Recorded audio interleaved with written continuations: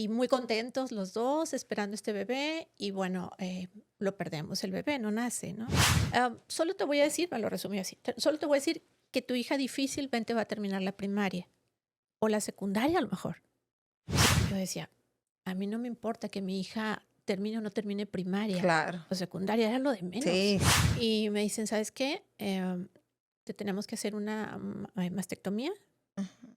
radical. No. Entonces me duermo un poquito y me despierto porque escucho una voz que me dice, no tienes que entender nada, solo créeme, Ujú. solo créeme. Yo no puse nunca mis estudios y mi preparación como el fundamento de mi vida, Okey, ajá, sino era Dios, era mi okey. fe.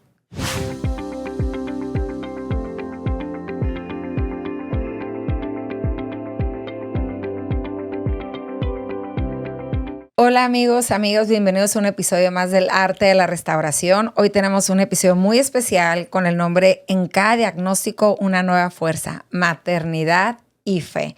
Y qué mejor que nuestra súper invitada Ángeles, la doctora Ángeles Barragán que nos acompaña el día de hoy. Ella la tengo que presentar y ella es una mujer tan preparada que tengo que leer unas cosas, no voy a decir todo porque si lo leo todo, pues aquí nos vamos a quedar un buen rato, pero ella es psicóloga clínica, es doctora, conferencista, escritora, obviamente es mamá, es una mujer de fe, tiene 24 años de casada, tiene 2 hijos adultos. Ella desde los 13 años ejerció un liderazgo social, trabaja en grupos de albergues, comunidades, organizaciones civiles a nivel global.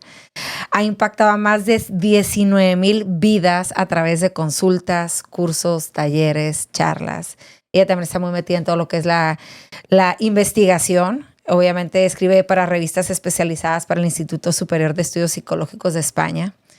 Es una coautora del curso digital Reconecta, que se lanzó en febrero del 2026, y obviamente ella promueve mucho la salud mental en la radio, televisión, podcast, conferencias. Muchísimas gracias, Ángeles, por estar aquí con nosotros, hablando de un tema. Híjole, yo creo que no solamente tienes la autoridad de todos los conocimientos, sino que eres una mamá que ha vivido muchísimas cosas y yo siempre digo que uno puede tener mucha autoridad en muchos conocimientos, pero a veces uno tiene una autoridad moral y una autoridad espiritual que no solamente hablas de lo que sabes, sino de lo que has vivido, ¿no? Y de cómo, por eso yo creo que este episodio es muy especial porque no solamente nos vas a hablar de una perspectiva de doctora, sino también de una mamá de fe que ha atravesado muchísimas cosas. Y para arrancar, así, para entrar en el tema y dejarla hablar, no te dejo hablar. O sea, ¿cómo vamos a empezar en tu maternidad, no? O sea, quién era Ángeles cuando empiezas su maternidad? O sea, ¿cómo estabas y cómo empiezas tu maternidad para empezar, pues, de ahí, no? Encantada de estar aquí, Melissa, gracias por la invitación. Pues mira, me caso ya grande, conozco a mi esposo, ya no éramos quinceañeros, ya habíamos terminado nuestra universidad. No había, los dos decíamos, no nos queremos casar. O sea, Okey. así era la idea, no nos queríamos casar. Mi idea desde muy niña era por un tiempo ser mamá, por otro tiempo no, ya sabes que pasamos por diferentes etapas, pero ya cuando nos casamos decidimos esperar algunos años y planeamos el embarazo, me embarazo y empieza como este camino de la maternidad y muy contentos los dos esperando este bebé y bueno, lo perdemos, el bebé no nace, ¿no? Entonces fue el primer golpe, así como que, ¡ay, qué pasa! ¿Por qué? ¿Por qué sucede? Cosas que no entendemos en ese momento. Em, Afortunadamente, el siguiente año nos embarazamos otra vez y empiezo un embarazo muy tranquilo, muy bien, pero al quinto mes de gestación nos dicen que el útero está como dispuesto, está dilatado, como si fuera ya a nacer el bebé. Entonces, esto implicaba que era un embarazo de riesgo, que había que tener cuidados, que había que tomar ciertas precauciones. Entonces, empiezo así como a caminar en esa maternidad con un poco de temor, porque romantizamos mucho la maternidad, ¿no? ¿Cuántos años tenías? Pues ya pasaba los 30. Okey. Sí, o sea, ya era grandecita. Y bueno, pues era un embarazo de riesgo por el anterior bebé que no se había concretado el embarazo. Y entonces, pues empiezo con cuidados especiales. Entonces, pues ya nace mi bebé, todo súper bien, ok, teníamos planeado tener 3 hijos seguiditos. Y bueno, me embarazo al siguiente. Pero cuando mi hijo tiene 3, 4 meses, un poquito más, como entre el cuarto y el quinto, empieza a regresar todo lo que comía. Sí, ya habíamos pasado el tema de la lechita, ya estábamos en las papillas, en los alimentos y todo eso. Y empieza a regresar y a regresar, a vomitar y vomitar y vomitar y vomitar. Y bueno, pues te imaginas que es un reflujo, lo típico, ¿no? Sí. Que te cambian de leche, que haces cambios, que adecuas, ciertas cosas ahí. Y entonces, pues empieza ahí un proceso, ¿no? Complicado de internarlo, de hacer algunos estudios. Estaba muy bebecito, entonces lo tenemos que sedar porque hay que hacer una endoscopía. Y pues la endoscopía pues no es algo agradable ni para un adulto, ¿no? Para también un los bebé, duermes. sí. También los duermen. Exacto, entonces para un bebé era muy complicado. ¿Y cómo? O sea, en quirófano sí, pero es algo rápido, ¿no? Como son los médicos, no te dicen que algo rapidito. Y entonces pues le hacen una endoscopía y entonces le detectan el CEIPA, que es el síndrome de enterocolitis inducido por el rechazo a las proteínas alimenticias. Okay. Entonces, ¿qué implicaba? Sonaba muy aparatoso, ¿no? Ajá. Interviene gastroenterólogo y todo esto, ¿no? Pues que el niño no podía tomar alimentos y por eso los regresaba, como un tipo de alergia, como un tipo de enterocolitis. Y entonces ahí empieza una situación de mantenerme en alerta. O sea, ¿cómo? ¿Y ahora qué hay que hacer? Y entonces me acuerdo muy bien que comprábamos un alimento que no era leche, era un alimento en una latita, como si fuera una leche en polvo, pero un alimento alemán. Conseguíamos, me acuerdo perfectamente, en una farmacia en Leones. Nosotros vivimos todo el tiempo en Monterrey. Y solamente ahí se vendía. Y la latita pues tenía un costo de 10 veces más que una latita de leche, ¿no? Entonces empezamos ese proceso otra vez, ¿no? Entonces, pues mi hijo estaba muy flaquito, temíamos por la desnutrición, todo lo que implicaba porque había pasado un proceso de hospitalización largo. Y ahí empieza, ¿no? Como esta sensación de qué va a pasar, ¿no? De incertidumbre, porque hay mucha incertidumbre, ¿no? Y yo había crecido en un ambiente de iglesia tradicional. Mis padres eran creyentes, pero muy religioso. Entonces empiezo a asociar, ay, pero ¿por qué me está pasando esto? ¿Será que es un castigo porque alguna vez no quise tener hijos? ¿Será porque tardé mucho? Y empiezas con muchos cuestionamientos y muchas dudas. Y bueno, total, sale ese proceso y yo ya estoy embarazada de mi segunda nena, como lo habíamos planeado. Enseguida nos embarazamos a los 5 meses cuando estamos en medio de ese proceso, ¿no? Entonces ya viene y el embarazo y me dice, ¿sabes qué? Me dice mi ginecólogo, como fue un embarazo de riesgo y el antecedente y todo esto, entonces vamos a hacer un cerclaje, te vamos a meter al quirófano y vamos a hacer unas suturas. Yo ni sabía que existía ese proceso. Okay. Te suturan el útero, o sea, una zona para que el bebé no salga, para que el útero otra vez no esté ahí con ese riesgo. Entonces, entró al quirófano mi bebé, bebecito con esta situación y bueno, ya está un poquito más grande, pero empieza otra vez como si fuera bebé a tomar lechita, bueno, no lechita, ese alimento y luego se empieza a cambiar la leche. Y entonces, cuando nace mi niña, es como si fueran los 2 bebecitos. Los 2 bebecitos, sí. Y entonces, bueno, pues ya surge este tema, nace mi nena, todo muy bien. Un día antes yo andaba manejando y todo súper bien, o sea, no fue un embarazo de riesgo por el cerclaje, ¿no? Y bueno, pues ya yo sentía que estaba apretado ahí. O sea, las mujeres que tenemos este tipo de procedimientos sabemos que es así como una sensación extraña, ¿no? Okay. Pero nace muy bien. En el nacimiento empiezo a tener hemorragia, una hemorragia muy fuerte, al grado de que pierdo mucha sangre. Tuve el útero en inhibición y tuve una hemorragia muy grande, al grado que me hicieron transfusión. Ok. Entonces... ¿Fue cesárea o fue...? Fue cesárea, tenía que ser cesárea. Había sido cesárea también, mi primer bebé, mi segundo embarazo. Y finalmente, bueno, pues ahí va más o menos ese proceso difícil, ¿no? Entonces, mi fe no estaba totalmente consolidada. Yo era una mujer muy temerosa, Elisa, muy temerosa. O sea, al grado de decirte que cuando me independicé de casa de mis papás, empiezo a vivir sola y todo esto, yo dormía con un cuchillo al lado de mi almohada. O sea, del miedo. Okay. O sea, el temor. Así, qué miedo. Y si pasa, y si no pasa, con pensamientos catastróficos. Entonces, esto me empieza a poner en alerta. en el proceso de ser mamá, ¿no? ¿Y ahora qué va a pasar? Y Manol, y si regresaba tantito, otra vez, y vamos a internarlo. Y empezó así con cierto, Pero pues yo veía todos los procesos médicos, alrededor. Estaba en un ambiente médico por mis hermanos y pues todo estaba, mi seguridad estaba en eso, en los médicos, en los tratamientos, en todo lo que implicaba que se tenía que intervenir y todo esto. Los Hasta mejores ahí, doctores, ¿no? sí, claro, Sí, claro. sí, sí. Y en Monterrey corremos o sabemos quiénes son, porque por el ambiente, quiénes se fueron a capacitar a Houston, que es donde está más sí, cerca, sí. San Antonio y todo esto. Entonces mis ojos están ahí, ¿no? En la solución ahí. Entonces pasa el tiempo y finalmente pues crecen mis niños, ya Imanol logra un poquito salir adelante con todo esto, con los cuidados propios. Natalia muy bien y así empiezo el caminar. Ese fue el inicio, ¿no? Em, Fueron pequeños duelos lo que yo viví, porque de alguna forma ves cómo se va perdiendo la salud. Pierdes la salud al estar presente una enfermedad. Sí.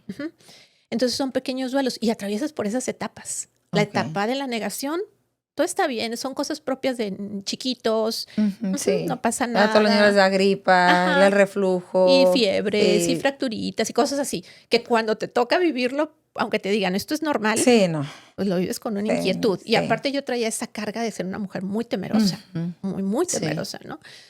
Y finalmente así avanzamos y pasan los años. A los 3 años de mi nena, un día se queda catatónica, sin movimiento. Le paso yo la mano y no mueve sus ojos. Y le hablo a su pediatra. Oye, está pasando esto. Ok, tómale la temperatura, a ver si tiene fiebre, métela a bañar, todos los procesos, ¿no? Y si no, tráemela al consultorio. Entonces, para ese entonces ya habíamos tenido varios internamientos de ambos, por cuestiones que dices son respiratorias, pero ya tenían bronquitis, diagnóstico también de bronquitis crónica. Ok. Entonces, pues era una cosa tras otra, tras otra, tras otra, en esos primeros años. Entonces, al momento de que de pronto estaban internados los 2 niños y pues no podía haber 2 habitaciones porque pues tenían una mamá y tenían un papá. Estábamos en la misma habitación con 2 cunas. Ok. Y ahí estaban mis 2 bebés, ¿no? Y bueno, finalmente, en este caso que tenía mi hija 3 años, retomando, la llevo al consultorio. Mi esposo estaba trabajando a 6 horas de distancia de Monterrey. Y me dice el médico, a ver, esto y me dice, ¿sabes qué? Vamos a cruzarnos al hospital. Él cruzaba enfrente del Muguerza, estaba el hospital ahí cruzando la calle. Entonces, así como que, bueno, nos cruzamos, le hacen estudios, va el neurólogo, va otro especialista, etcétera, etcétera. Me dicen, pues le dieron una crisis de ausencia. Es normal. Cuando dicen, es normal en los niños, o sea, tú así como los problemas respiratorios son normales. Ok, entonces es normal, son crisis de ausencia, pero se recomienda que le dé seguimiento con un neurólogo, pediatra especialista. Ok. Le hablo a mi esposo y mi esposo, en lugar de hacer 6 horas de distancia, que hacía normalmente camino, hizo 2 o 3. O sea, llegó así. Sí. Ya estamos hospitalizados, pues mi niño estaba un poquito más grande y empiezan todas estas carreras de dónde dejar al otro bebé y todo esto, ¿no? Bueno, pues finalmente mi hija es diagnosticada, vamos con una neuróloga, la atiende, una de las mejores, y le dice, ¿sabes qué? Nos empieza a hacer una serie de estudios, pero estudios constantes cada 6 meses, y le da un tratamiento y le hace un diagnóstico. Crisis secundariamente generalizadas. Era algo neurológico.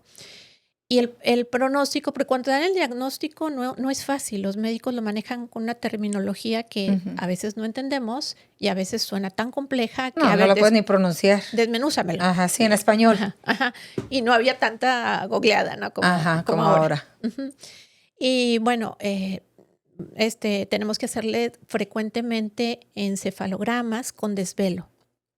Entonces, para esto, ¿qué significa un encefalograma con desvelo? Tenemos que estar toda la noche despiertos y pues obviamente también mi niño, mi esposo, las luces prendidas, ella tenía que estar despierta para que cuando llegara con la neuróloga pudiera registrar lo que necesitaba ser registrado. Entonces, a veces cada 4 meses, a veces cada 3 meses, entonces empezamos así como que un poquito agotados por el tema, pero lo más impactante en ese momento fue el pronóstico que le dan. O sea, cuando hay un diagnóstico, hay alternativas de tratamiento, pero también hay pronósticos. Y el pronóstico, pues yo así analizando todo, ¿no? Va a haber impactos a nivel intelectual, a nivel físico, a nivel emocional y todo. Y me dice, mira, solo te voy a decir, me lo resumí así, solo te voy a decir que tu hija difícilmente va a terminar la primaria o la secundaria a lo mejor, si bien le va. Wow. Y esa fue la explicación, no hubo más detalle. Entonces, entre el impacto de recibir un diagnóstico que de tal magnitud con una niña tan chiquita. No, y se fue tan lejos. Ajá. Y así como, bueno, le damos el tratamiento, qué tratamiento seguimos y todo, pero te deja como esa idea, ¿no? Entonces... o sea, sin esperanza, pues. Sí, pero sin especificar, Melissa. O sea, esta va a tener afectaciones a nivel cognitivo, va a poder desarrollarse, o sea, un panorama. De bien, que por dónde, ¿no? O sea, ¿qué hago como mamá? ¿Qué hago como mamá? Porque es bien difícil, seas de cualquier profesión, el qué hago como mamá, qué decisión tomo, ¿no? A la par, empiezo a ver que mi hijo empieza a tener así como movimientos muy, muy bruscos, que empieza a romper como bam, bam, de los picapiedra. Ok. Así con esas fuerzas. Sí. Pum, pum, pum, pum. Y empiezo a notar algo por ahí y lo llevo a revisión. Una de las ventajas de saber y otras de las desventajas de saber, de conocer de esto. Y bueno, diagnóstico de dispraxia motora. Ok, porque digo, hay tantos hijos que rompen y avientan y digo, o sea, para eso tú ya habías estudiado psicología. Yo estudié, mi primera carrera estaba orientada a la psicopedagogía, que era la psicología desde el punto de vista educativo con enfoque educativo. Ok, que es por eso que dices, pues obviamente como tenías conocimiento, viste cosas que dijiste, esto no. Sí. Obviamente ya por esas alturas pues no estabas trabajando, obviamente, pues si te la veías en los hospitales y en consultas. No, sí estaba trabajando. Seguías ejerciendo, no es cierto. Sí, no. Siempre trabajé dentro de instituciones educativas. Y seguía trabajando y era muy pesado para mí. Porque era correr, pedir permisos, hacer trabajo no había home office antes, pero muchas cosas las resolvía por teléfono y como podía, ¿no? Wow. Y con mucha red de apoyo alrededor. Porque una de las situaciones que vivimos las madres que nos enfrentamos a este tipo de situaciones, aparte de una situación personal propia, de la que en su momento ahí te voy a compartir, es el saber que necesitamos una red de apoyo. Porque te puedes empezar a aislar. No vas a muchos lugares. En lugar de optar por salir con tus hijos, pues hay que tenerlos en hospital, en tratamientos. Sin embargo, mis hijos llevan una vida ahí tranquilita, ¿no? Entonces, bueno, dispraxia motora por acá. En español, ¿qué es eso? Dificultades. Para las personas que no sabemos. Dificultades en sus... músculos, en sus movimientos a nivel grueso, y a nivel fino no eran tan palpables, o sea, la escritura, todas las habilidades que necesitamos así muy, muy finitas, esas pues apenas estaba empezando su vida escolar, por así decirlo, ¿no? Primero preescolar, pero pues nada que no se pudiera rehabilitar, ¿no? Entonces yo volví a mi mirada a los tratamientos médicos. Tratamientos médicos, bueno, hay tratamientos. A los mejores doctores. Sí, a terapeutas y acá, y conozco, sí, bien chicha ya, ¿no? Y bueno, pues a final de cuentas, cuidando la alimentación y llevando una alimentación especializada entre los dos, porque no podía darle a uno y a otro no. Entonces mis hijos en las fiestas no comían lo que otros niños comían por el tema que traía mi manual de cuidado. Y a pesar de que ya había pasado la prueba de otra vez volver a comer algunos alimentos, saber que algunos alimentos los rechazaba, pues ahora con Natalia, que no se le podía dejar sola, que teníamos que estarla observando por si le daba otra vez una crisis, llevarla al hospital. Entonces ya era como estar en alerta constante, ¿sabes? Sí. En alerta constante. Y otros retos de vida ahí adicionales, porque eran hospitales, médicos, y luego otra vez volvían las situaciones respiratorias, cuidando la alimentación, tratando el tema de la dispraxia motora, más las crisis, y con el pronóstico yo decía, a mí no me importa que mi hija termine o no termine primaria o secundaria, era lo de menos. Sí. Pero créeme que cuando se graduó en la primaria, yo lloraba con Magdalena. No, obviamente. Y todas así, ¿qué le pasa a esta mujer? O sea, ¿qué le pasa? ¿qué le pasa? Y terminó la primaria ya estando en Tijuana, nos mudamos, ¿no? Entonces, nos mudamos, mi esposo recibió una oferta de trabajo, nos mudamos a Tijuana y mi principal preocupación era los médicos, los hospitales. Y yo encuentro 2 hospitales, nada más. No conocía Tijuana. No conocía además a nadie, ni a la amiga de la amiga de la amiga, nadie. Entonces empiezo a buscar hospitales. ¿Te fijas dónde estaba mi lista, no? En los médicos, en los hospitales, en los tratamientos. Y no soy tan cuidadosa del proceso que viví como mamá, porque las mamás que estamos sujetas a este tipo de situaciones desarrollamos una sobrecarga emocional. Porque nos cansamos muchísimo, porque nos desvelamos, porque no descansan. No descansamos y estamos en alerta. Porque empiezan los niños en la escuela y me empiezan a marcar por teléfono y yo temblaba. ¿Qué le pasó? Se cayó. Algo le sucedió. Natalia está en crisis. Y finalmente, bueno, nos mudamos y entonces, ¿qué médicos hay allá? Ahí estaban mis ojos, ¿no? Entonces, yo conocía a un Dios. Pero no tenía esa relación personal. Y bueno, nos trae Dios aquí, investigando con su neurólogo, nos recomendó con una colega de él que estaba aquí en Tijuana. Seguimos con el proceso de los electroencefalogramas con Natalia con desvelo y Manuel buscando una terapeuta. Llegamos con una terapeuta magnífica, hermosa, cristiana ella y una hermosura de mujer. Lo acoge a Imanol, todo muy padre, ¿no? Pero bueno, cuando nos venimos, yo estaba en un proceso de revisión a nivel de mis senos, porque traía algunos quistes, me hicieron marcaje tumoral y me dicen, ¿sabes qué? Te tenemos que hacer una mastectomía radical. No. Entonces, ¿cómo? O sea, sí, es lo mejor, mastectomía radical. O sea, el mismo año que nos mudamos, me hacen la mastectomía radical. Entonces, ya era algo con mi cuerpo, ¿no? Ya también es muy difícil vivir bajo la incertidumbre de un diagnóstico que te dan un pronóstico como el de mi nena, pero con otros que te dicen, pues ahí van a ir poco a poco. O sea, tú síguele. Pero ya traíamos 3, 4 situaciones, ¿no? Sí, y luego eso, wow. Entonces dije, bueno, un gran duelo, ¿no? Porque es una parte de tu cuerpo, pierdes una parte de tu cuerpo como un duelo. Y que tampoco te puedes tomar mucho espacio para vivirlo porque pues estás ocupada con tus hijos. Y entonces empiezo con pues momentos de enojo, momentos de tristeza y se empieza a juntar todo y decir, ¿qué rollo con esto? O sea, y cómo es el proceso y cómo es mi relación con Dios en ese momento de mucha incertidumbre, pero de mucho temor.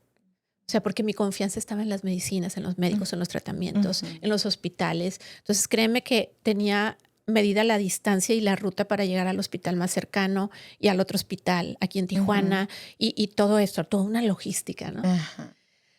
Pero pues resulta que después de algunos años yo no contaba con el tema de la sanidad divina. Yo escuchaba, por supuesto, siempre estuve dentro de la iglesia tradicional y escuchaba la palabra de Dios y todo, pero no de esa forma, ¿no?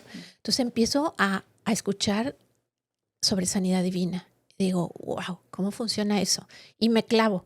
Entonces decidimos que yo dejara de trabajar para dedicarme, porque además no había una red de apoyo como allá. No, pues no. O sea, si yo dejaba de ir por mi hijo, nadie más iba a ir porque mi esposo estaba un poco distante y todo esto, ¿no?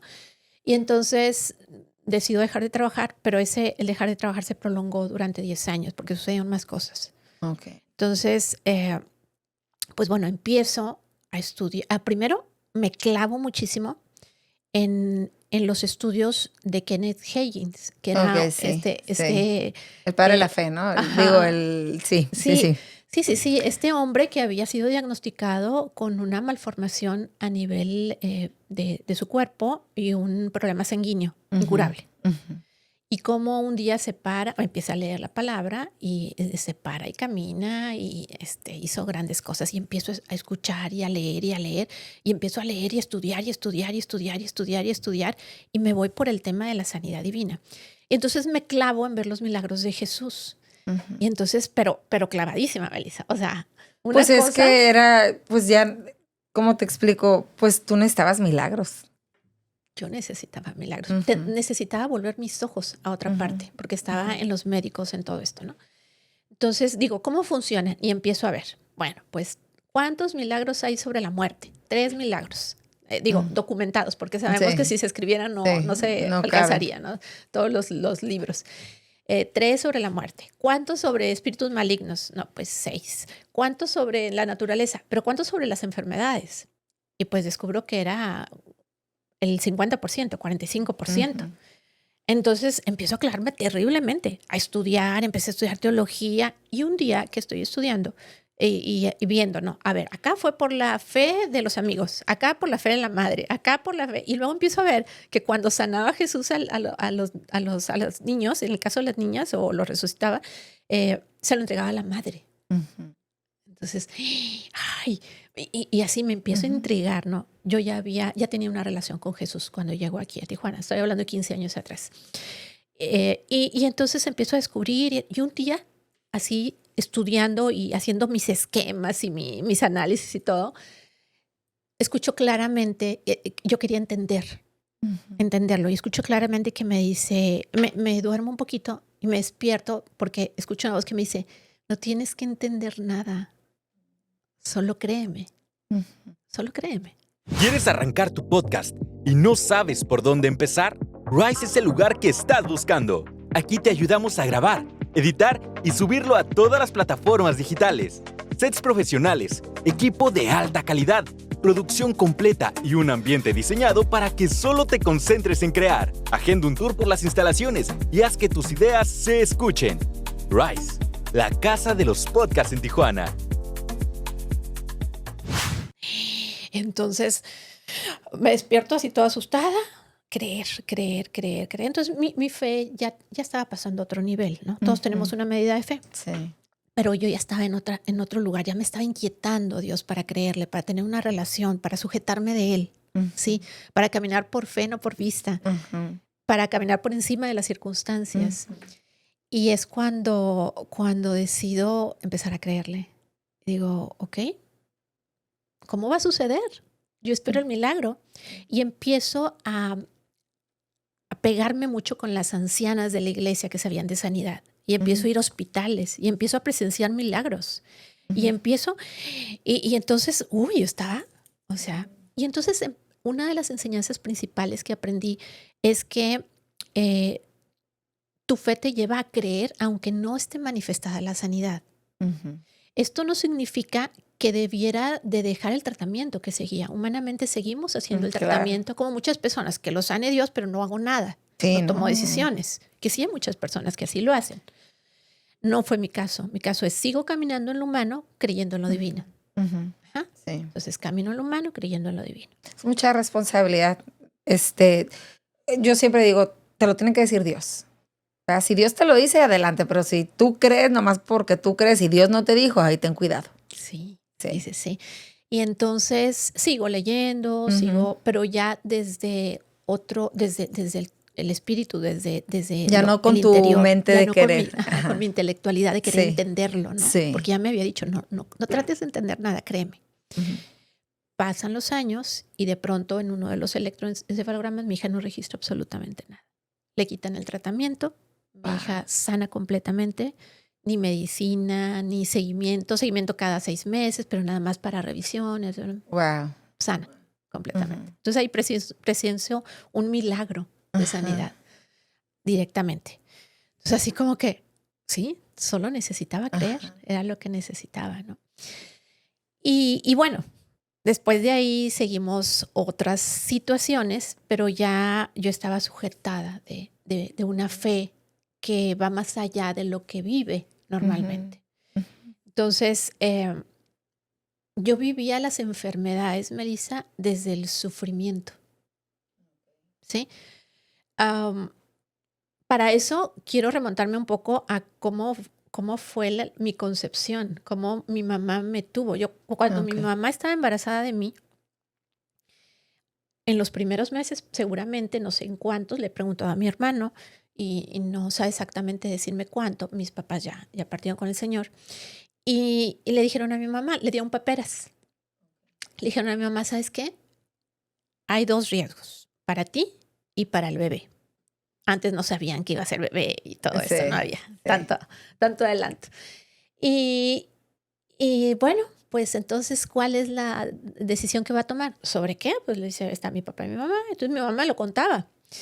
Y bueno, pues es que la bebé o el bebé, el producto, como le decían Ajá. los médicos, ¿no? El producto puede nacer con alguna deformidad. Ok. Ajá, entonces es mejor que usted aborte. Ujú, le recomendamos Ok. abortar desde el punto de médico. Y su vida está en riesgo. Entonces, pues ya estaba mi hermano, estaba mi hermana, había dos niños que podían quedar huérfanos si fallecía mi Sí. mamá, ¿verdad? Si moría mamá. Entonces empiezan a cuestionarse, bueno, ¿qué hacemos? ¿No? Entonces, cuando me lo contaban, yo me quedaba así, súper expectante. Ajá. ¡Wow! Y entonces yo veía una valentía en mi mamá de decir, la tuve y me atreví, pues aquí estoy, ¿no? Ajá. Pero sí, pues o sea, fueron valientes mis papás y se atrevieron a tenerme. Pero entonces en esa charla yo albergaba una sensación de que algo mal está en mí. Ok. ¿Sí? Entonces veía mis manos de repente, ay, es que esta mano está más grande que la otra, está más larga, todos Ok. tenemos Sí, diferencias en todos. nuestra vida. Sí. Pero todo era, pues por las paperas de mi mamá, por eso, ¿no? Ok. Ajá. Y entonces empecé a asociar el tema de la enfermedad por alguna razón, por experiencias de la niñez, que hasta hace un mes me fue revelado, que yo asociaba la enfermedad con el sufrimiento. Entonces, veme como mamá Ajá. en un diagnóstico, en otra enfermedad, sufriendo constantemente. Ajá. Sabemos que el dolor es diferente al sufrimiento. Y yo lo Sí. sabía teóricamente. Ujú. O sea, el dolor es una experiencia a nivel corporal o a nivel psíquico que obviamente te caes, te raspas y te sangran las rodillas y se curan y te dan medicamento. Pero el sufrimiento ya es una experiencia, una interpretación que yo le doy al dolor. Ujú. Entonces, yo vivía en sufrimiento con cada enfermedad, tanto mía como lo que empecé a experimentar a través de mis hijos y en la maternidad y todo este caminar que más o Ujú. menos ahorita te comparto. Entonces, cuando me doy cuenta, porque en la filosofía oriental y en las enseñanzas orientales y en esas frases que circulan en Instagram y en todo ese rollo, te Sí. dicen, el dolor es opcional, el sufrimiento es opcional, Ujú. el dolor es inevitable. Y entonces, cuando lo vives, porque sentarte cara a cara con el dolor es muy Ujú. diferente. Sí. O sea, entonces, yo vivía en sufrimiento, porque asociaba la enfermedad con dolor, con Con sufrimiento. sufrimiento. Y no era así. No era así, pero era mi experiencia de vida. Entonces, todo ese tiempo viví en sufrimiento. Entonces, ¿y cómo se enfrenta la enfermedad? Pues sin sufrimiento. Pues entendiendo que el dolor puede ser transformado. Ok. Ajá. No, hay muchas cosas que decimos cuando alguien está enfermo y que no debemos de decir. Yo Ujú. lo recibí, Ujú. pero ya entonces ya estaba un poquito más madura en este aspecto, ¿no? Pero, es decir, como el sufrimiento es una experiencia, Ujú. yo decido transitar a través de ese dolor. Ok. O sea, Ujú. pasar al otro lado, pudiéramos decir, ¿no? Como Exactamente. atravesar el dolor. Ujú. Atravesar el dolor Ujú. con los recursos que tengo a nivel físico. Te tienen que limpiar cuando te caes y Sí, secar y sí, poder pues y ni ahí modo. todo, ¿no? Aprietas Ajá. muerdes la toalla o...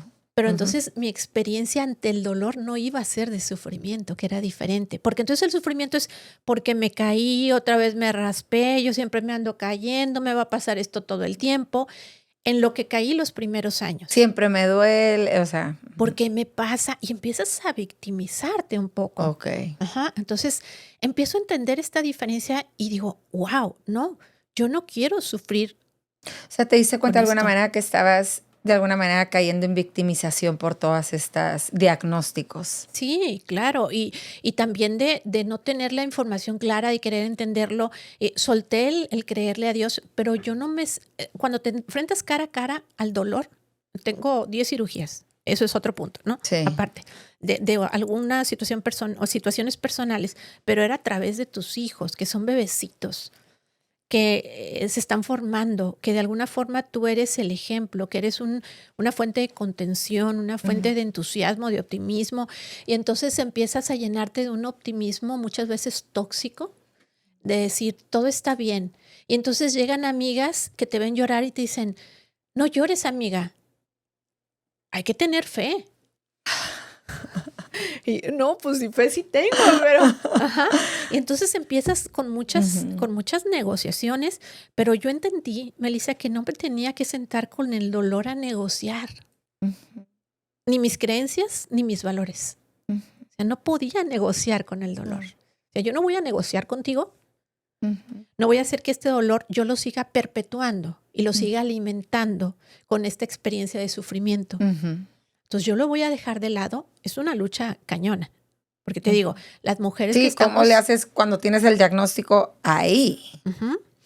Porque como tú dijiste ahorita, o sea, tienes 10 cirugías, pero pues tú dices, yo puedo tener 10 cirugías, pero a mi hijo no quiero que tenga ni una, ¿no? Ninguna. Ajá.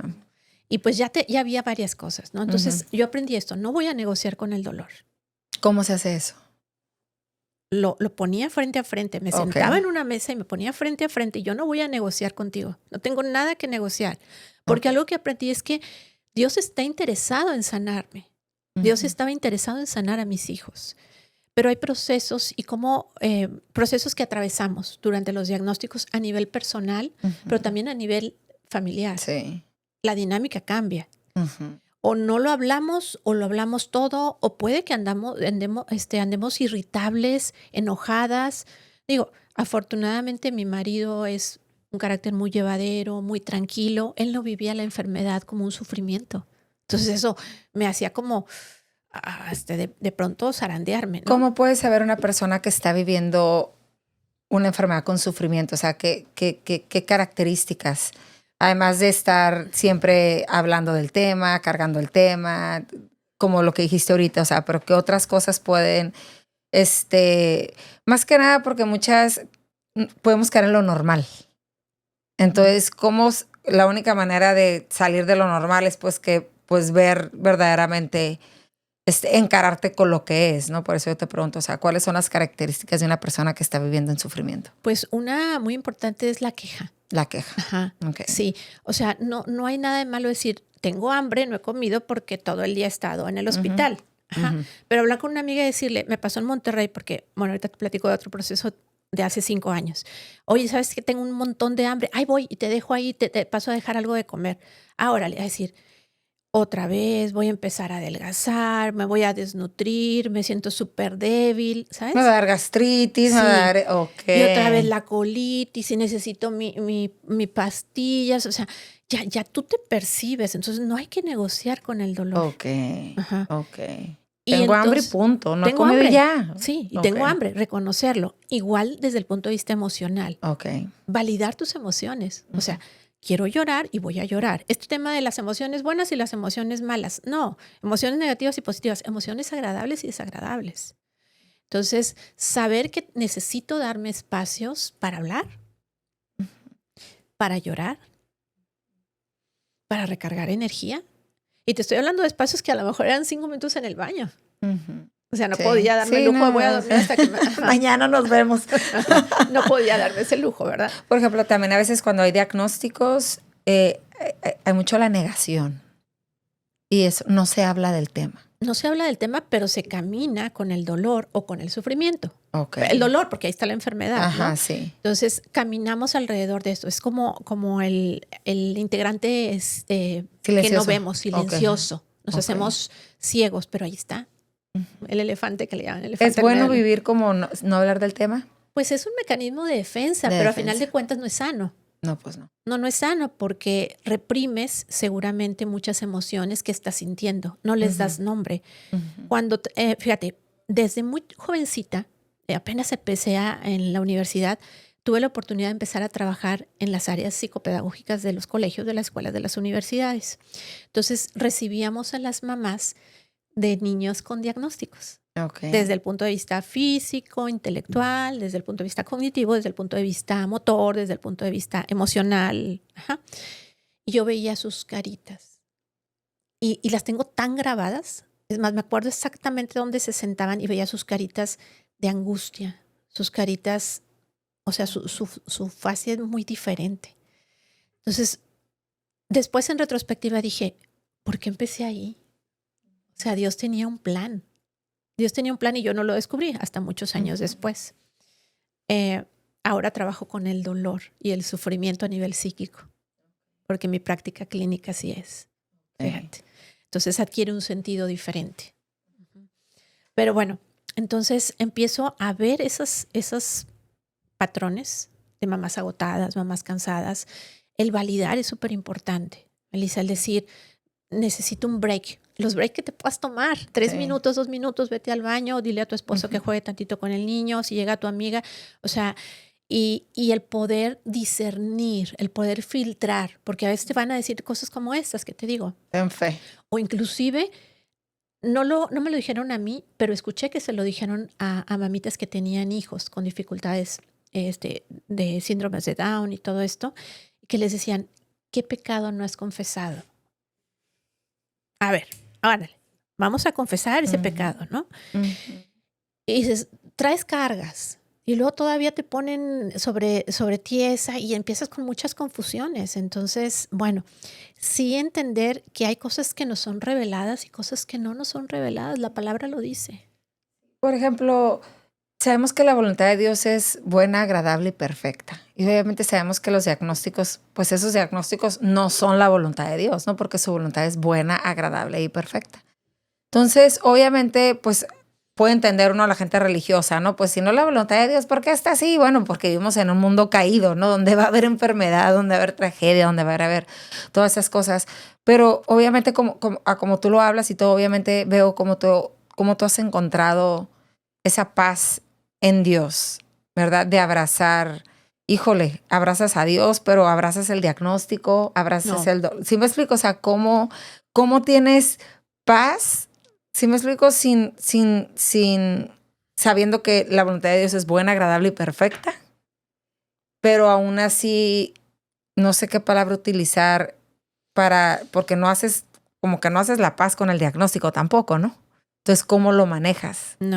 No negocio con el dolor, ni permito que se haga algo crónico, ni lo alimento, ni en la mente, ni nada de eso. No. Pero no le das lugar, pues. No. Okay. Al principio sí lo hacía. Okay. Después ya no. Entonces, ha sido por diferentes etapas, de acuerdo a mi relación con Dios.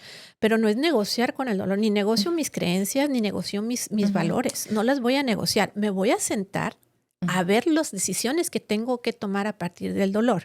Decía Víctor Frankl, un superviviente del Holocausto, de los territorios nazis, decía, hay 3 cosas inevitables en la persona: el dolor, la culpa y la muerte. Pero él decía, cuando encontramos algo que trasciende, o sea, es decir, cuando tenemos esa relación con Dios, que era en mi caso algo que trasciende, o sea, yo sabía que había un propósito no solo para mí, para mi familia y para mis hijos y para... Entonces, el dolor se transforma en un logro.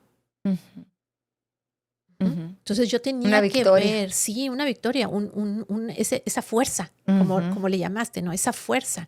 Claro, sin llegar a romantizarlo. Es que quiero un diagnóstico para estar más fuerte. Y no, ¿verdad? Yo no lo pedía. No, ya tenía muchas sentaditas a platicar con ese dolor, ¿no? Pero era el sufrimiento, o sea, cómo lograr que no caer en el tema del sufrir. ¿Por qué? Porque mi experiencia entonces se va más trascendental. Yo lo que hacía era poner la palabra de Dios, porque a veces no me podía concentrar. Estaba desvelada, lo que fuera, ¿no? Sí. Entonces ponía la palabra de Dios en audio y la escuchaba. Mi espíritu no descansa. Entonces la escuchaba. Estaba triste y me ponía a dar alabanzas. Te decía que el tema de hace 5 años pasamos un proceso muy complicado con mi hijo. Pasa la pandemia, nosotros nos vamos de Tijuana, regresamos otra vez a Tijuana y al regresar pues tiene ahí un problemita en la rodilla, le hacen una artroscopía, sale bien, pero a los 15 días él empieza con dolor y pues andaba con muletas, ya andaba con bastón y de muletas pasa a bastón y luego a andador y luego a silla hasta que ya no se podía levantar. Entonces, ¿cómo pasa esto? salió bien de la cirugía, no tenía Ajá. nada que ver con la cirugía, eran como 3 semanas después, 2 semanas. Estoy hablando de este proceso que se fue hace 5 años, o sea, hace bien poquito, en el 2021, después de pandemia.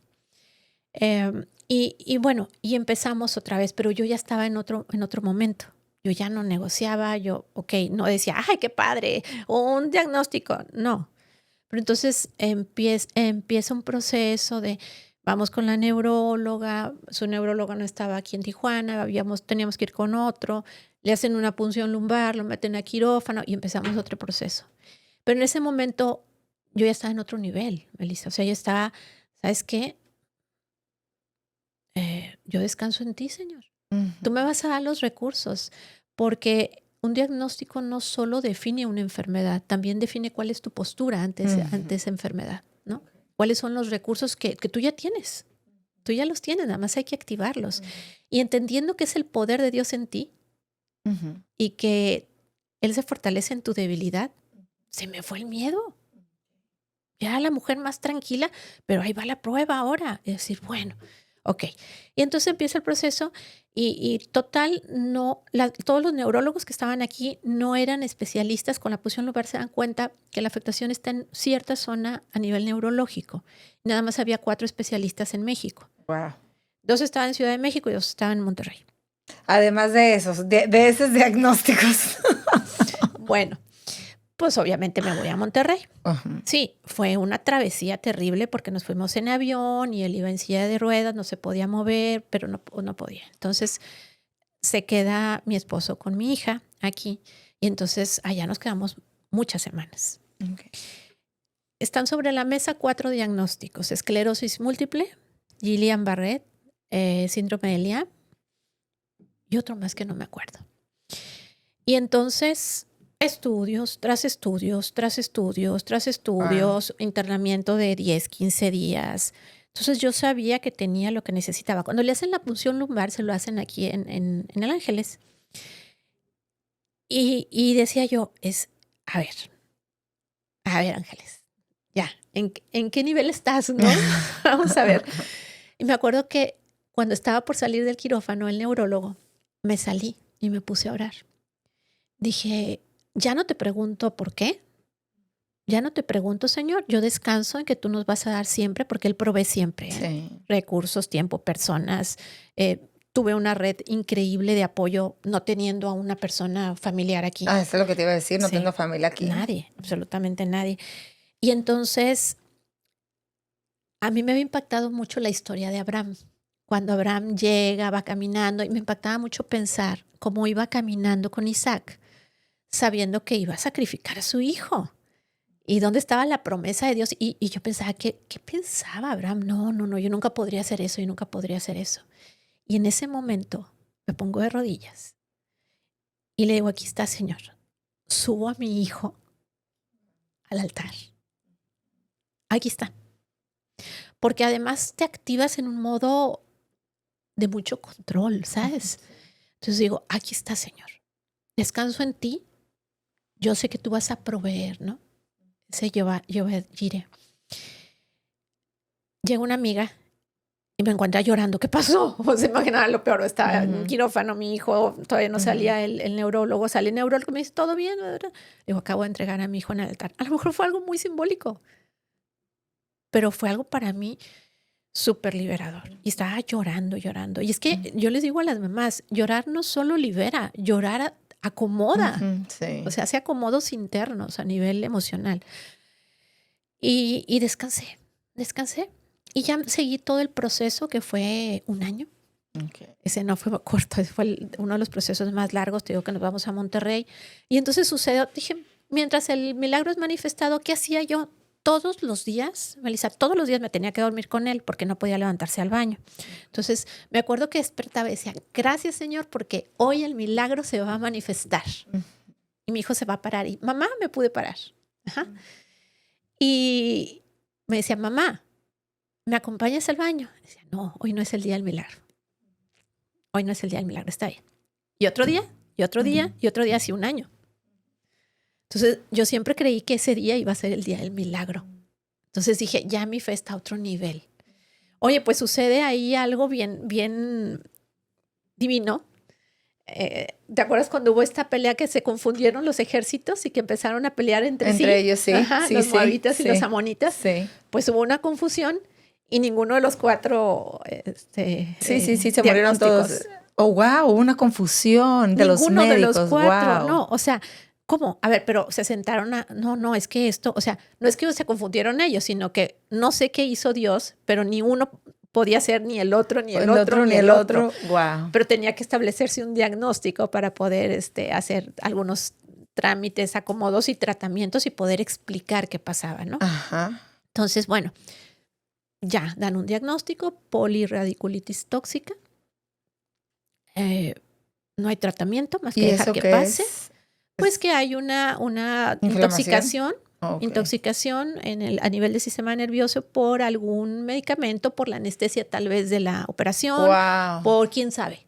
Ajá. Okay. Entonces salimos de ahí y empieza tratamientos, medicina regenerativa, otros tratamientos a nivel terapéutico, Yo empiezo a conocer, se me empiezan a abrir los ojos y yo digo, wow, o sea, qué maravilloso, ¿no? Y tuviste a mi hijo parado de pie. Sí, caminando, grandulón. entrando y saliendo. Wow. Sí. Entonces, mi hija igual, o sea, a pesar del diagnóstico que iba a terminar, mi hija es universitaria y aunque no hubiera avanzado profesionalmente, pues ella es una chica que se vale por sí misma, ama a Dios, es hermosa, ¿qué puedo decirte? No, las mamás las vemos hermosas, viaja a Monterrey con sus tíos sola, regresa, maneja la universidad, va y viene, o sea, ¿dónde está el pronóstico? Totalmente. Okay. O sea, ¿dónde está el pronóstico? Oye, Ángeles, tú con todos los estudios que tienes, ¿cómo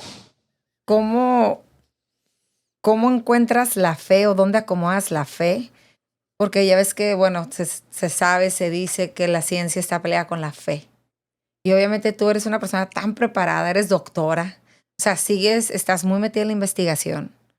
¿Cómo es tan preparada con la ciencia? ¿Dónde entra la fe ahí? O en tu fe, ¿dónde entra la ciencia? Uh-huh. Porque hay muchas personas que obviamente solamente pues acuden a la ciencia y no a la fe, o viceversa, ¿no? Solamente a la fe y no a la ciencia. Entonces, tú como tú teniendo las dos cosas, ¿dónde las conectas? Es que somos tripartitas. Uh-huh. Entonces, esta parte corporal necesita atención. Okay. Y puede enfermar. Y entonces volvemos al tema del dolor. Okay. Uh-huh. Y ahí es donde hay una intervención. Por algo hay médicos, por algo Totalmente. Hay terapeutas, pero entender que el médico no va a sanar, ningún tratamiento va a sanar. A lo mejor va a hacer algún efecto en tu cuerpo sobre el dolor o sobre la enfermedad que tengas. Sí. Igual el terapeuta, porque cuando llegan conmigo, yo les digo, no esperes que no pongas tus ojos en mí. O sea, no soy una superterapeuta, no es la terapia. O sea, es el poder de Dios obrando. Entonces, ¿cómo conecta mi fe? Bueno, el poder de Dios obra a través de los tratamientos médicos, el poder de Dios obra a través de los tratamientos terapéuticos, el poder de Dios. O sea, esta parte espiritual, la fe es el soporte para todo lo demás. Entonces, no está peleado. Muchas de las cosas que nosotros trabajamos a nivel terapéutico tiene su fundamento teórico en la palabra de Dios. O sea, yo como terapeuta cognitivo-conductual trabajo con los pensamientos y hablo de reestructuración cognitiva. ¿Dónde está eso en la palabra? En no amoldarnos a este mundo y restaurar nuestra mente, renovar nuestra mente. Ajá. Y entonces no está peleada una cosa con otra. ¿En tu maternidad te ayudó tu preparación como terapeuta? Porque he escuchado, también se escucha, ¿no? Como los hijos de los terapeutas le dicen a sus mamás, no quiero que seas mi psicóloga. Entonces, ¿cómo es bueno, es malo? Porque para mí, yo digo, ahora yo veo mucho en la maternidad, mucha presión, tanta información. Sí. Tanta información, y veo a las nuevas mamás también a veces muy afanadas en tanta información. Casi se quieren meter todas a estudiar psicología para ser buenas mamás. Entonces digo, pues yo no hice nada de eso, me funcionó. Entonces, ¿hasta dónde se ayuda y hasta dónde no? ¿Hasta dónde te ayudó a ti y hasta dónde no te ayudó? Ajá, es que dependía mucho de las circunstancias, de la situación. En algunos momentos me ayudó muchísimo, en otros no. Pero yo no puse nunca mis estudios y mi preparación como el fundamento de mi vida. Ok, Ajá, si no era Dios, era mi ok, fe. ok. Esto es adicional. Es como decir, voy a aprender a manejar una máquina. Ujú. Ajá. Entonces, pues bueno, tengo el poder de Dios Sí. sobre mí para hacerlo, pero también necesito desarrollar ciertas habilidades. Ujú. Aprender cómo funciona la máquina, dónde está el foquito rojo, dónde picarle a todos esos botones y esto, ¿no? Ujú. Pero sí, algunas veces, claro, porque necesito regular mi sistema nervioso. Ok. Del 40 al 60% de las mamás que se enfrentan a un diagnóstico de los hijos Ujú. presentan o ansiedad o depresión. Ok. Así sea de una gripa. Ahora imagínate qué diagnóstico. Constante, constante, constante, constante. Un cansancio. Sí. O sea, entonces ahí es donde algunas veces sí hay que utilizarlo, porque tenemos que regular nuestro sistema nervioso. Tengo que alimentar mi cuerpo de una forma adecuada. ¿Cómo se le recomienda a alguien que esté pasando una situación así que regule su sistema nervioso? La respiración. Ok. Está demostrado que es como una pastillita de tranquilizante. La Ok. respiración es un recurso natural que Dios nos da. Lo hacemos en forma automática y hay muchos tipos de respiración. De hecho, a partir de ahí que yo me doy cuenta de la necesidad de cuidar la salud mental del cuidador, porque se nos olvida el cuidador, el desgaste del cuidador. Ujú. En todo diagnóstico, en toda enfermedad, tenemos 2 o 3 cuidadores, o a veces 1 o a veces 2. Ujú. Entonces, la salud mental del cuidador es importantísima. Entonces, empiezo a desplegar y a hacerme promotora de la salud mental, porque salud mental no es ir a terapia. Ujú. Es mucho más que ir a terapia. Es reconocer límites, es validar emociones, es regular, es cuidar tu cuerpo, es respirar, es saber cómo respirar, es validar emociones, muchas cosas, muchas cosas. Y entonces, todos esos tips que doy en mis redes sociales son recursos Ujú. que tú puedes utilizar para regular tu sistema nervioso. Que ahí vamos a poner todas las redes sociales para que las sigan y adquieran de poquita toda esa sabiduría que Ángeles tiene. Ok. Y, por ejemplo, a las mamás que están viviendo una situación similar o con cualquier diagnóstico, porque también hay mamás que se ponen peor con una gripa que una mamá que está con un diagnóstico definido, ¿no? También es la manera en que lo manejas, el dolor que nos lo explicaste ahorita. Por ejemplo, esas mamás, ¿cómo, cuál es el mejor consejo que tú les pudieras dar ahora que, pues digo, que te ves súper bien, que tus hijos están en la universidad, que retomaste tu profesión o nunca la dejaste, ¿no? Más bien. No, sí la dejé, ¿La 10 dejaste un tiempo? años. 10 años. 10 años completamente. Y retomé y pues veía a mis amigas así como que ya en otro nivel, Dios es bueno, Dios me abrió muchas puertas para hacer cosas que ni siquiera yo imaginaba. Muchas, muchas cosas. O sea, me dio un regalo tras regalo tras regalo, decir, no perdiste el tiempo, lo invertiste muy bien. ¿Qué les diría? Bueno, que un diagnóstico no define tu destino. Ujú. O sea, no permitas que el diagnóstico defina el destino de tus hijos, de tu salud, de tu vida, de tu esposo, de la persona que tengas alrededor. Porque sé que hay diagnósticos muy, muy fuertes, ¿no? Muy, muy difíciles. Pero como mamá, cualquiera es difícil. O sea, no permitas que nadie devalúe tu dolor. Porque con buena intención muchas veces decimos, ay, es que mi hijo se enfermó y tiene una fiebre y convulsionó. Ay, pues es que mi hijo ha estado internado 15 veces. Ajá. Es que activa tu fe. Es que, o sea, no permitas que nadie invalide ese dolor. Y cuida que ese dolor no se transforme en sufrimiento. O sea, cuidar qué significa tomar muchas decisiones.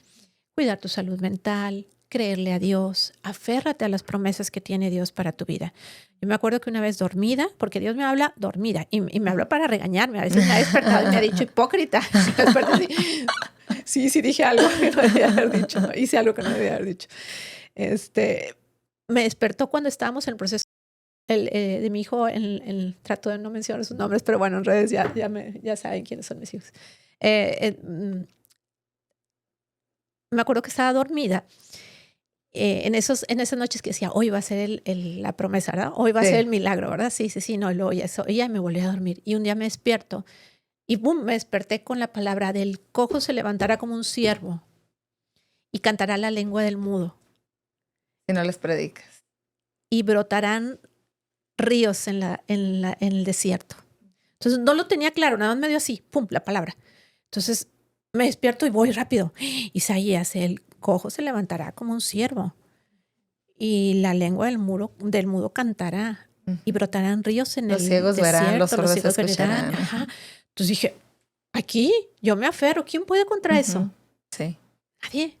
Aférrate y descubre cuáles son las promesas de Dios sobre tu familia, sobre tu matrimonio, sobre tus hijos, sobre tu persona. Y adhiérete a un propósito personal. Más allá de ser mamá, soy una hija de Dios con un propósito. Porque mis hijos van a formar sus familias, mis hijos van a seguir adelante. Y yo tengo un matrimonio y tengo un propósito que cumplir. Todos estos diagnósticos y todo este caminar, ¿qué han hecho en ti, Ángeles? Pues me han hecho una mujer que descansa en Dios. Okay. Una mujer que puede hablar de lo que es estar de este lado. Ajá. De estar en los hospitales, de estar viendo médicos, de dudar, de tener miedo y de llegar al momento de decir, ¿por qué? ¿Por qué me está pasando a mí? Y también en qué me equivoqué. Porque cuando me dijeron, polirradiculitis tóxica, intoxicación, y empezaba, alimentos. No, espérame. O sea, igual me pude haber equivocado. Pero siempre descansando en que Dios tiene un plan y un propósito. ¿Sí? Decía Kenneth Hagin precisamente, la fe comienza donde la voluntad de Dios es conocida. Entonces yo necesito conocer cuál es la voluntad de Dios. Y sabemos que es buena, es agradable y es perfecta. Así es. Pero necesito específicamente saber cuál es la voluntad de Dios sobre mi familia, sobre mi matrimonio. Este momento. Y en este momento. Exacto. En este momento, ¿qué necesitaban mis hijos? Amor, nada más. Y la voluntad de Dios para tu vida en este momento es que ames a tus hijos. Ese era. Y yo me resistía porque yo estaba aferrada a mi trabajo, tenía muy buenos puestos ejecutivos y cómo los iba a dejar así como así. O sea, en ese momento, en esos 10 años de mi vida, mis hijos necesitaban el amor de su mamá, la cercanía de su mamá, el amor de Dios a través de su mamá. Que yo no podía dar a lo que no tenía. ¿Y de qué sirve que tengamos muchas cosas? Somos como címbalo que resuena, ¿no? Si no tenemos amor. Porque podemos actuar desde el sufrimiento con enojo, desde el sufrimiento con reproche. Ajá. Entonces, pues ahí... Y obviamente eso repercute en toda la familia, en todos. tus hijos, en tu maternidad, en tu manera de hablar, en todo. Uh-huh. Ay, yo sé que hay tantas cosas que hablar. Muchas gracias, Ángeles, por hablarnos, por inyectarnos esa fe que todos necesitamos y recordarnos una vez más, pues que Dios está en control, ¿verdad? Y que su voluntad, podemos encontrar su voluntad en medio, inclusive, pues de los peores diagnósticos y de las peores cosas. Una última cosa que te gustaría decirles a las personas que nos escuchan. Sí, un diagnóstico nunca es un decreto. Ok. Nunca es un decreto. No permitas que el diagnóstico defina tu futuro. Wow. Ajá. Yo se lo digo inclusive a mis pacientes cuando doy diagnósticos. Siempre les pregunto, ¿tú eres creyente? Sí. ¿De quién? No lo sé. ¿En quién crees? Ok. Entonces, este diagnóstico que yo te voy a dar no es un decreto. Wow. Un diagnóstico nunca es un decreto. Y recordar que la fe comienza donde la voluntad de Dios es conocida. Wow. Muchas gracias. Recuerden, amigos, todos hemos sido quebrados, pero solamente las piezas quebradas en las manos de Dios son hermosos mosaicos donde Dios se glorifica y podemos ver su gloria y su hermosura. Muchas gracias. Si te gustó el episodio, dale like, compárteselo a alguien que tú sabes que lo necesita y nos vemos a la próxima. Bye.